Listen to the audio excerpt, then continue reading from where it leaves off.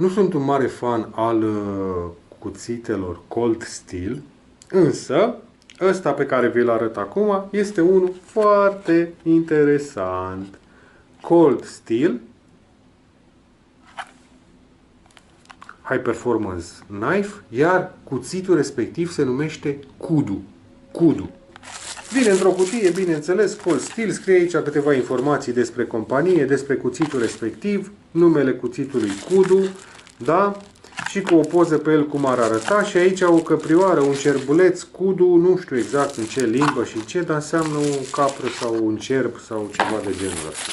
Iar cuțitul este acesta. Da? Așa arată acest briceag. Scrie aici pe lamă Cold Steel, pe una din părți, iar pe una din părți, pe cealaltă, scrie Kudu și este și un desenat un cerb. Ce are deosebit acest cuțit? Este făcut dintr-un oțel inoxidabil 1.4116. Nu este cel mai bun oțel inoxidabil, ba din contră este unul destul de slăbuț. Da? Totul se ridică la o duritate de 55-57 pe scara HRC.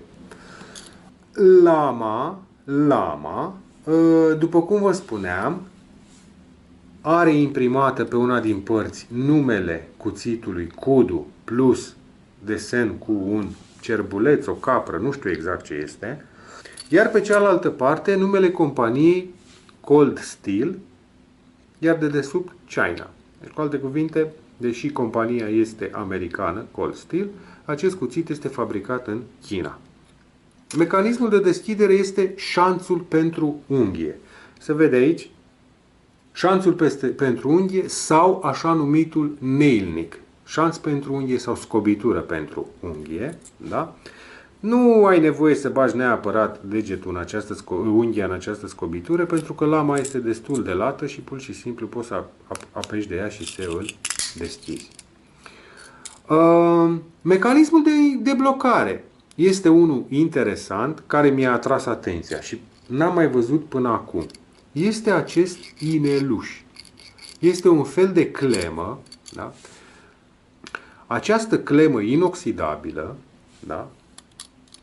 De deasupra mânerului, vine și undeva aici prinde lama, o blochează.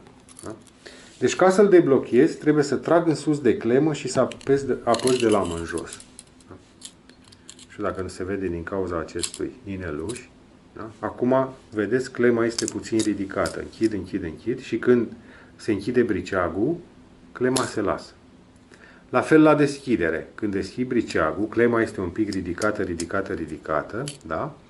Și aici, lama, da? Este o gaură în clemă și lama are un cioculeț care va intra în acea gaură. Aici. Iar în momentul de față, lama este blocată de nu mai mișcă. Ca să-l deschid, efectiv trebuie să ridic, să trag de inel. Da? Vedeți? Trebuie să trag de inel ca să ridic clema și să pot închide lama. Clema asta este foarte puternică, apasă foarte tare pe lamă, iar lama nu este rotundă aici la capăt, ci se blochează în diferite poziții. Asta mi s-a părut foarte interesant la el. Da? Sistemul ăsta de închidere, care bineînțeles poate fi folosit și de aici, poți să legi un paracord, poți să legi un șnur sau pur și simplu poți să-l agăzi la o carabinieră. Despre dimensiuni. Este un briceag foarte mare. Da? Este îngust, asta este adevărat, este îngust, probabil are undeva la 2 cm jumate maxim, dar ca lungime are 25 de centimetri. Lungimea lui 25 de centimetri. Lama are peste 10 centimetri, are aproape 11 centimetri. Eu am o mână mare. Da? Și uitați, și mânerul îmi rămâne și într-un cap și în altul. Da? Și mânerul este mare și lama are aproape 11 centimetri. Da? Închis, închis, are peste 14 cm, aproape 14,6 cm. Da? Iar grosimea lamei este nici modestă, dar nici groasă, are 2,3 mm. L-am găsit la categoria de Everyday Carry, de cuțite, de briceag EDC, deși la dimensiunea pe care o are, nu mi se pare că ar semăna chiar cu un briceag pe care să-l poți la tine zilnic. Taie binișor, nu l-am mai ascuțit, nu e brici, dar se comportă bine.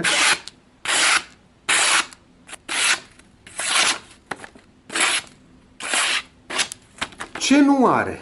Nu are gaură pentru paracord, nu are gaură leniar, cum se numește, și nici clemă de buzunar. Deci îl închid, trăgând de ineluș, și într-adevăr poți să-l agăți. Poți să-l agăți chiar de o carabinieră, dacă o am la curea. Da? Cold Steel, cudu. Cuțitul este o unealtă, nu o armă.